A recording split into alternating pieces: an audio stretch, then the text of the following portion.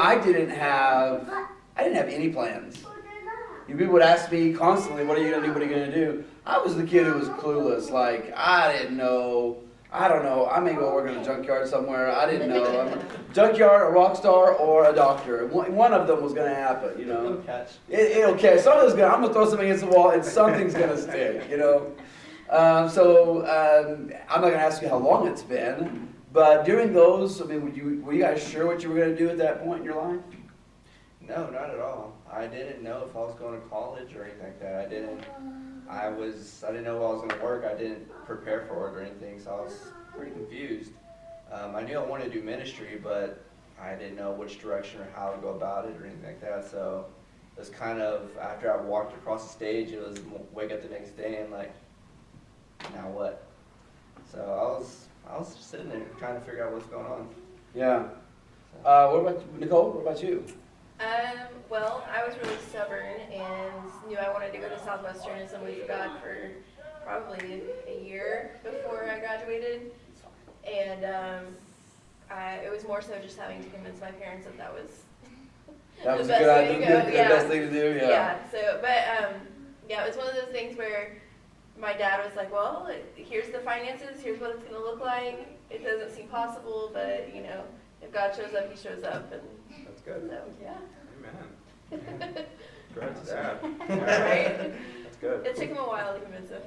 It was a divine intervention, literally. Yes, it really was. On the way home, there was a burning bush on the side of the road. I mean, I'm telling you, the day he told me I need a sign, I got a scholarship. And then he said, well, maybe one more sign. And then, like, 2 days later, I found out I was on the cheer team there. And I was like, come on. Wow. That's awesome. So, yeah. When you have plans, yeah, that's how it looks. That's right. That's right. God comes through for you, definitely. So what about you guys? I didn't have any plans. I just knew I needed to leave my house and leave Roscoe because that's where I graduated. And I did. I left and I lived in the Dallas area for a few years and just worked. I didn't have any plans to. Were you already working and stuff, or was that just you started something? I just moved. Okay. Yeah, and I found a job. Wow. Yeah. I didn't have a car. Now, you weren't saved at the time. No. Mm-mm. Yeah. I didn't have a car. I just had family over there, and they said I could go over there, and I had a few weeks to find a job in order to stay with them, and that's what I did. Found a job, saved up, got my car, and just worked.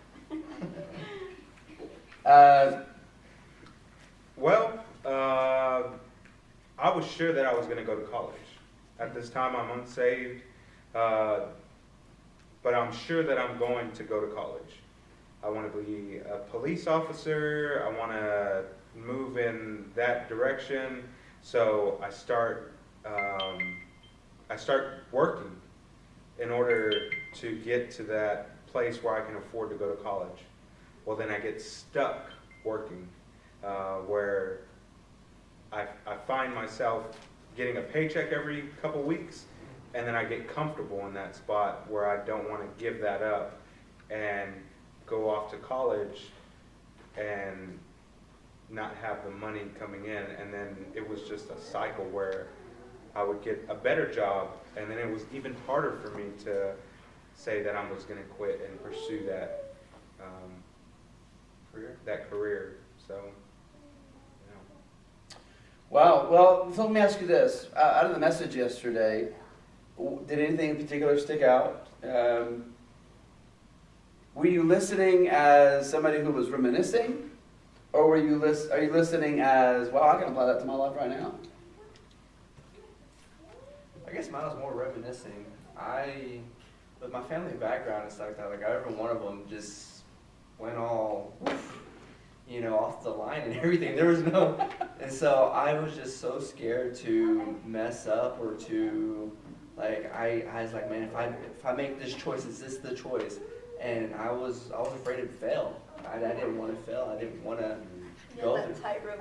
Yeah, I really had that mentality of I didn't have nothing planned, but at the same time, I was like, I knew everything was going to affect me in the long run, so I didn't want to. That was just my biggest mentality is I can't end up like the rest of my family. I don't want to end up like the rest of my family.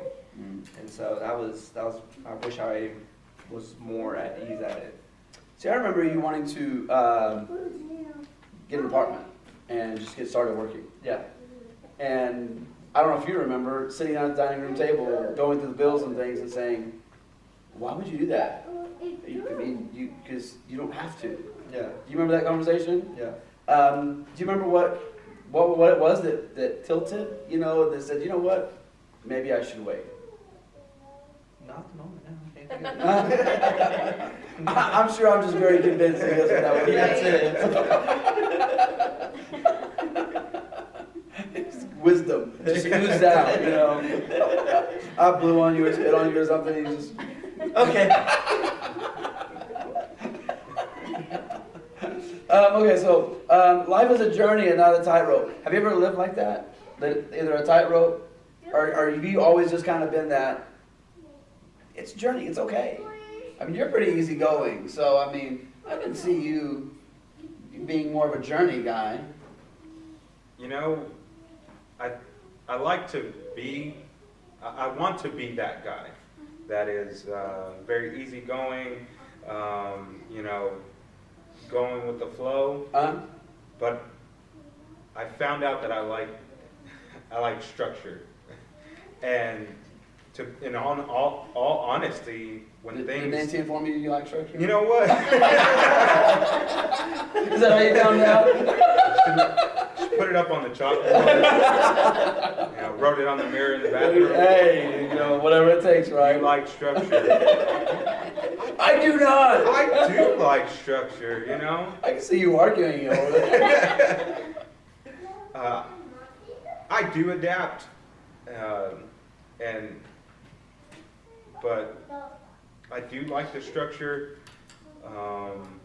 and during that journey to tightrope, you know, I do remember getting to that point where thinking, if this doesn't work out, then nothing is going to work out. This is it. This is it. It's do or die. If this doesn't work out, my whole rest of my life is just down the drain. You know, but we do adapt and we do overcome. So let me ask you a question then. Have you ever froze because of the pressure? absolutely. Feeling like I'm gonna, oh my gosh, I gotta make this decision and I can never take this back. Yeah, have you had that experience? Yes, when I see it now, God had his hand on me to bring me back this way.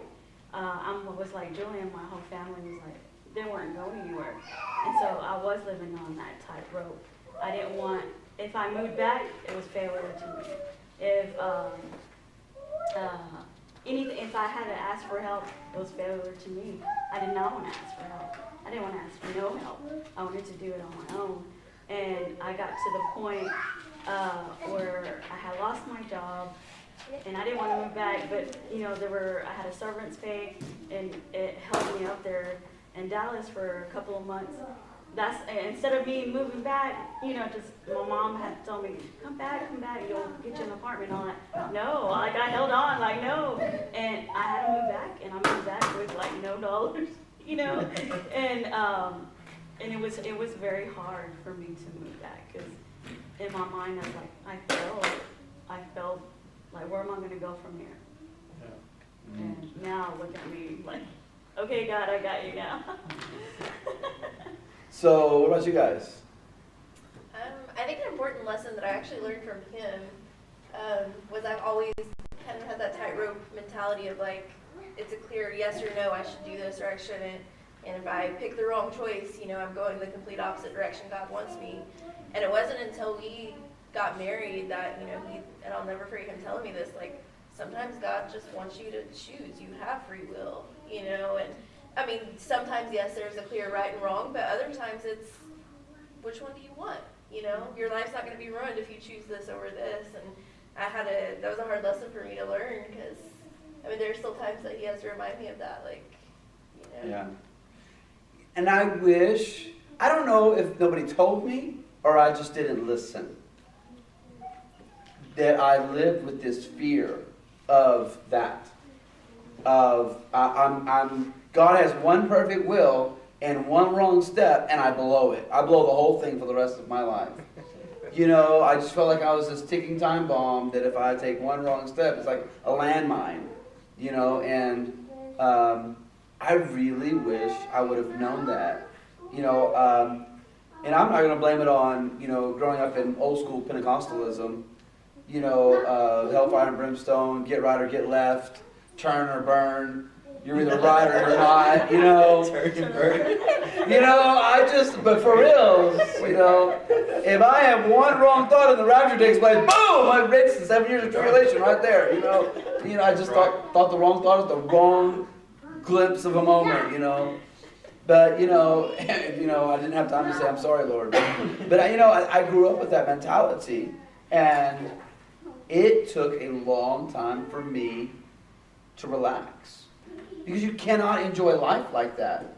I lived in stress all the time.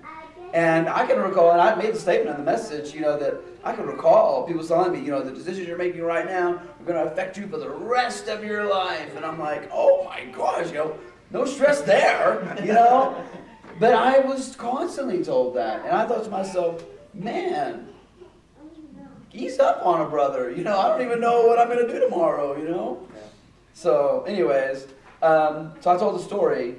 Of course, I wrote the verse, the steps of a good person are ordered by the Lord when he delights in his way. I think it's the only thing I ever heard of that scripture growing up was when he delights in his way. And that part was emphasized of you take one wrong step. And he does not delight in you. Satan has the reins in your life, Anyways, are you confident that God is walking with you on this journey of life now? How did you learn to relax and enjoy life? Of course, Julian was your gift. We know that. How did you learn to relax? I guess honestly it was after I left school and stuff like that, and I was sitting back and I was actually in a home group, and I was with a variety of people and stuff like that, and they're all in different walks of life, and some people were late in their 30s getting started, some people were early in their 20s already started with the family and stuff like that, and I do remember sitting back and saying, you know what, God's still using everybody, I remember you telling me about that. and that no matter where you're at, God can use you as long as you're being willing. So once I had that change of mindset, like, you know what, I'm okay. I'm all right. As long as I continue to do it, I build my relationship with God, that I'm all right. Do you remember the guy who would buy chicken strips or something like that and go out into the streets and feed the homeless? Mm-hmm. He was in a home group of yours. Yeah. And I remember you telling me about him that he had kind of questionable ideas about life and his beliefs. And I remember you asking me, what do you think about that? That here's all these people with this variety of beliefs and lifestyles, and it was eye-opening. Yeah. It was really eye-opening that God could use a variety of people that did not adhere to this strict code that we were led to believe. Yeah. This is the only way God will use you, is if you adhere to this set of morals or beliefs or whatever, convictions. Yeah. And I remember that conversation, and man, it's eye-opening when you realize, hey, God will use you. Yeah. Chill. Anyways, I told the inner city zoo story. Y'all remember that story? I do. Yeah. So is this something you heard or you came No, I up really with? did hear that. Oh, okay. I really did hear that. I really did hear that story. I did not make up that I was story. like, I don't know if this is like something you woke up. That would be good. Bringing a story. No, I actually heard that story. I did. I heard that story. Have fun working. I make the statement in here is if you can find something that you really enjoy doing, and at the same time you can do that and pay your bills with it, you have found something that really brings to full circle God's planned for us, and that is to enjoy working. Have you guys found that to be true?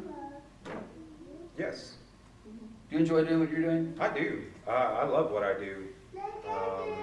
You know, my job, I'm able to troubleshoot a lot, so I'm able to use my brain and work through problems, and that's what my brain naturally it likes to do, and I stay constant through that all day. And then also with my job, I'm able to mentor as well, teach what I do know. So I do. I've had jobs in the past where, man, I wake up and I'm like, I don't want to go to work. I will go hungry. I will quit. I will give my 2-day notice. A 2-day notice. Yeah, quit 2-day notice. Or 2-day notice. Right? But I love what I do now. I like the job. I like the people that I work with. I like what I do. So I enjoy work. So I'm not going to ask Nancy if she enjoys work. I do enjoy what I do for the church. I'm always fighting with QuickBooks. And I thought you were going to say me. But Evan will catch me, you know, because I work from home, will catch me in there and just going away. And don't talk to me right now. Don't talk to me. I'm hungry. But I love what I do, and especially if you have people that you can hang out with and just be you. It's always a plus. Yeah. It's always a plus when we get to hang out at your house, because you have the best house. That's your pool is a blessing to us. I mean, you're a blessing to us. Now you know. You're not being used yet. Walk around the side. That's right. That's right. That's right. It's over. Come home, I'm in the back just laying out. anyways. I don't know, you guys enjoy what you do. You know, I mean, you're obviously good at teaching.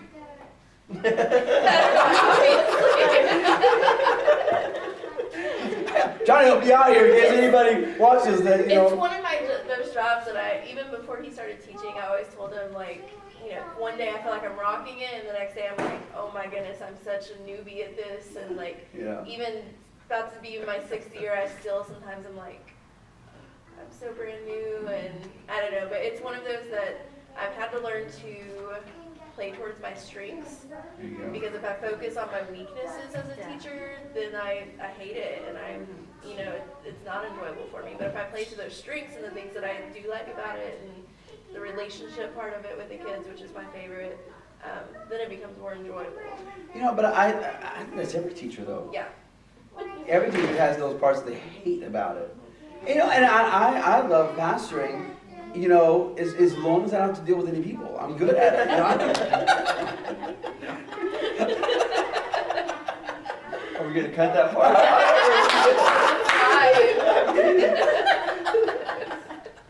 No, I'm just kidding. You know, I love all our students and all our parents. There goes the tithing.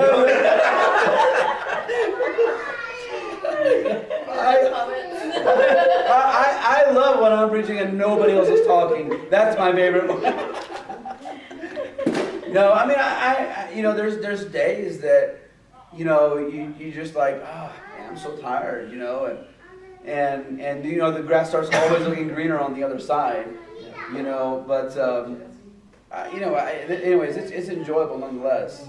So let's go to the last part here. How can we demonstrate that life of the believer is filled with joy? Have you guys found where sometimes church is boring? Church people are boring? That there's not joy. You don't see joy. Yeah. You know, have you ever found those people? I think our church is different. Of course, I'm sure everybody thinks their church is different. Yeah. But everywhere we go, we tend to be the loudest group that's there. And that's the truth, though. I mean, but, you know, have you guys found people that you thought to yourself, man, if I wasn't a believer, I would not want to believe what you believe. You're such a fuddy-duddy. You know, at work, there's a gentleman that works with me, and he was telling me a story about a guy that invited him to church, and he said, you know, is there other people like you there? And he said, absolutely. He said, other people that believe what you believe? And he said, yeah, act the way you act. He said, yeah. He said, then why would I ever go to that church? Wow.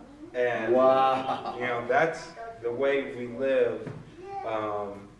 Should be attractive, should be, you know, well, why is that guy so happy? You know, what's so great about his life, you know? Yeah.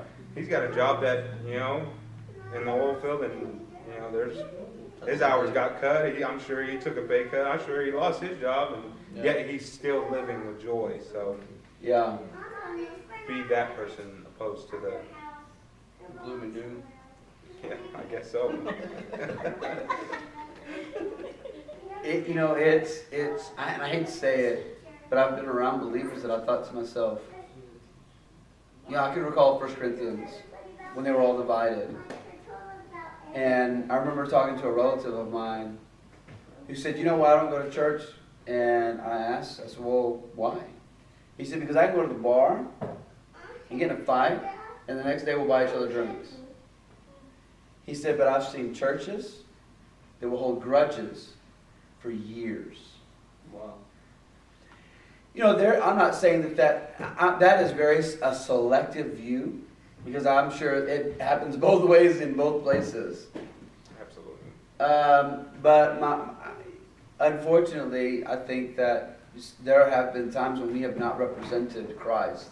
And Paul talks about that in 1 Corinthians. You know, some say I'm of Paul, and some say I'm of Apollos, and some say I'm of Peter or Cephas, and the point being that Christ is not divided, and yet we don't represent that. You know, I heard, was it Max Lucado that once said, Jesus' prayer in John 17 that says that they be one as like we are one, that is the only prayer Jesus ever prayed that has never been answered. That's good. And, you know, I think there are times when we could do better at demonstrating the joy of the Lord. Yeah. You know, whether that's in our complaining, whether that's in always, Sunday, our YouTube didn't go through, and I apologize for that. My fault. Actually, I think it was a little bit I think we all share some fault.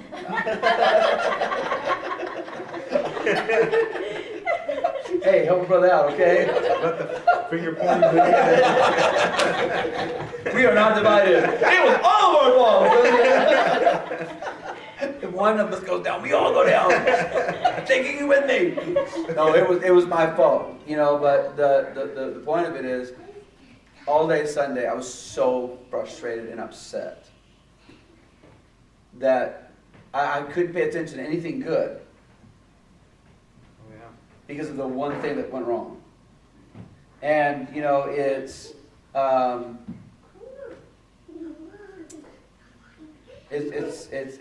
habit we have to get out of. You know, learning to live with that joy. And we could complain, but why should we?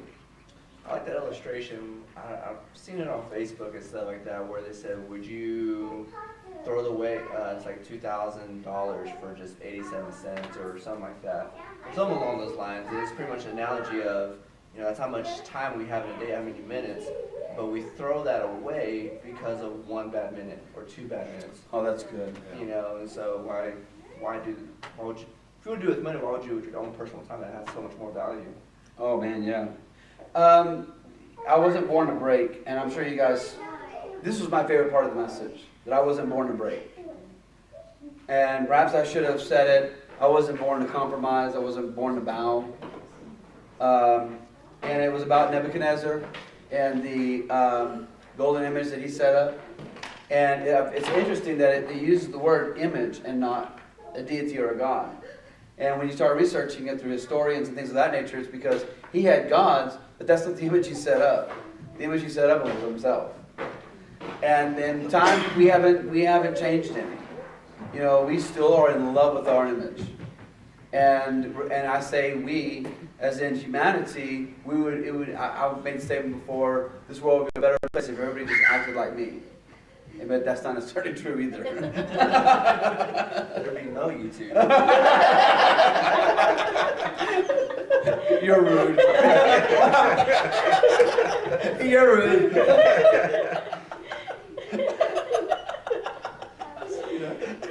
Nobody would ever upload anything to YouTube. Successfully.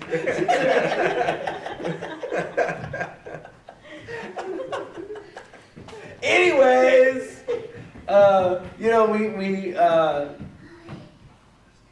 we can be pressured into people wanting us to bow down to what they think is right or what they think is appropriate, whatever their convictions are, whatever their belief system is. When we say so, when the harp and the lyre play, when the band strikes up, you better bow down to my image or my opinion, my views, whatever. Have you guys ever found yourself pressured to bow down to somebody else's beliefs? I think as a new Christian, when I was first saved, I had to put those my beliefs, and I remember sitting in this sanctuary right over there and listening to Pastor talk, and I'm like, where does this guy get this information? He's so wrong. You know what I mean? And just because that's the way I grew up, and just like, that's wrong. You know, just picking apart, that's wrong, and then going back and doing research, and then having to, put that at the altar and let it die. Just, hey, this was my belief at one point, and now I've been able to disprove that and find truth and let it die. So, yeah, I've had to. I think in the sense that you're talking about is, putting God's belief, the belief that you have now, in front of everything. But I had to do it opposite. I had my own worldview that I had to put up there and let die. So that's good. Wow.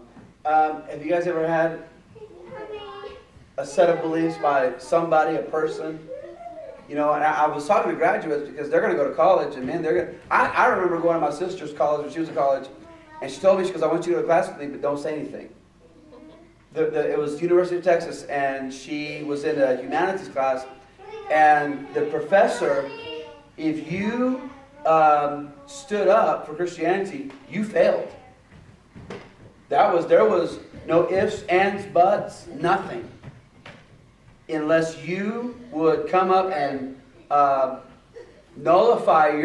renounce your faith in Jesus, you have no chance of passing that class. You failed. You might as well just get out, drop the class.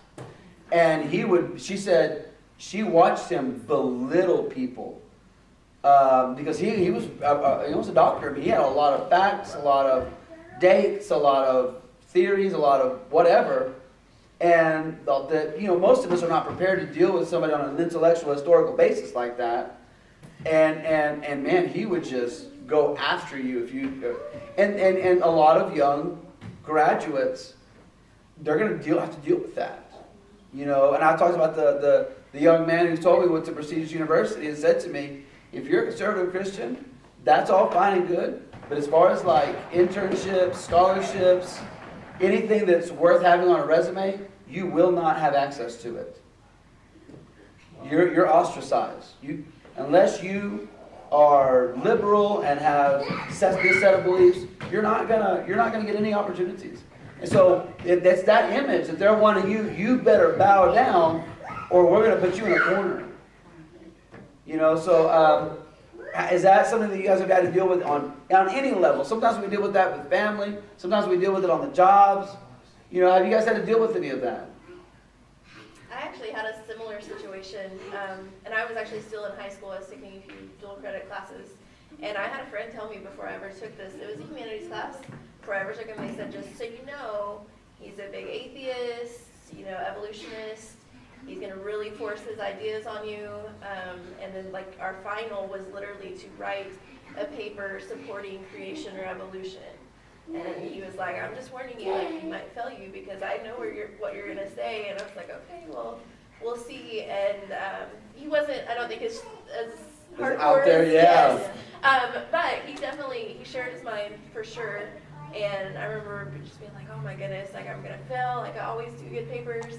And I'll never forget the feedback I got off that paper. I think I ended up making like a B on it.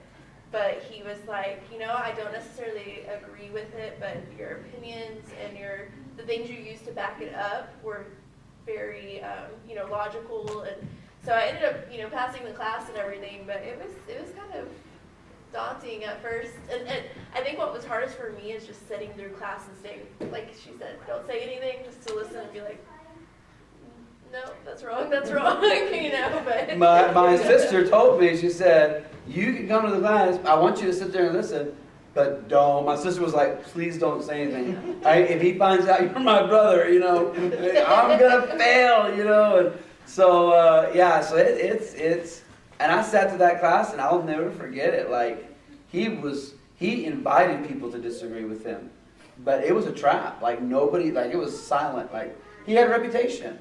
And he's not the only one. I mean, they're all over. As somebody once said, it's not a university, it's a place of indoctrination. So anyways, he needed applause. And isn't that what creates this kind of atmosphere? Is people want, you better not tell me I'm wrong. But really the issue is, they have no peace. And really, when we bow down to those things, we are relinquishing our own peace to applaud somebody else's false beliefs. That's just crazy.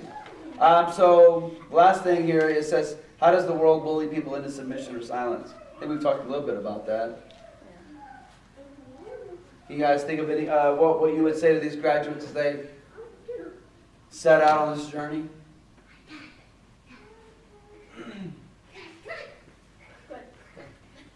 No, I had a quote that came to my mind. I think it says, if you don't stand for something, you'll fall for anything. Yeah. And I think that's so important. I don't remember the statistics, you guys might know of, but there's a huge percentage of, believing, young adults that go off to college and just fall off because they're influenced by all these other things.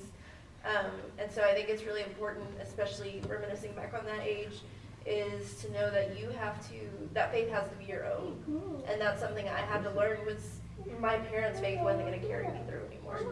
Because if that were the case, then that was going to be out the door. Even being at a Christian college, you're still challenged and faced with a lot of stuff like that. So I can only imagine going to a secular college and having all of that Yeah.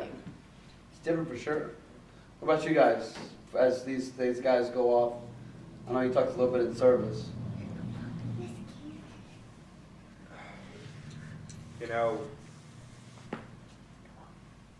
I never went to college, but I've been in the workforce for so long that as a Christian, there's things that come up and you feel like it's a line in the sand.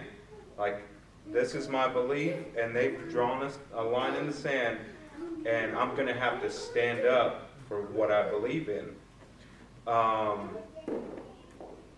My advice would be live as you're going to make the stand every single day, so that when the line is drawn, they don't have to think, where does he stand? It's already clear. Like, when you come to me, there's nothing that's going to say, well, I'm going to you're wishy-washy. No. I stand right here. I stood here yesterday, and this is where I'm standing. Yeah. You don't even have to come ask me. This is where I'm standing. You knew it. You knew it yesterday. So live as though you've already taken that stand, so they don't ever have to ask you where you stand. That's awesome. Anybody else before we sign off here? I kind of like to piggyback off of that. Is definitely, when you have that free will, you're moving out of your parents' house and you're living on your own. There's a lot of things that you can compromise on. Even as something as simple as working on a Sunday, or just little things, tithing. Or it's tight on money here, so maybe I shouldn't tithe, or maybe I should, things that you knew you were strong in, and all of a sudden you have that little flexibility. I think once I'm not saying you're completely, if you give up one Sunday, that's it, you're done. But at the same time, be careful what you compromise, because it can become a domino effect to where you wake up and you're like, Absolutely. what happened? Yeah, that's good. What happened? So, It'll never end. yeah. It'll never end. Most definitely. Well, listen, I appreciate you guys. Thank you so much. Great discussion. We'll just touch back next week. We're going to continue talking about increasing in that anointing of God. Definitely a fantastic reason to kind of step out a little bit and talk. You really put the emphasis on our graduates. So absolutely congratulations to all of our graduates. Congratulations, absolutely. You guys deserve huge applause. And we will be talking to you guys later.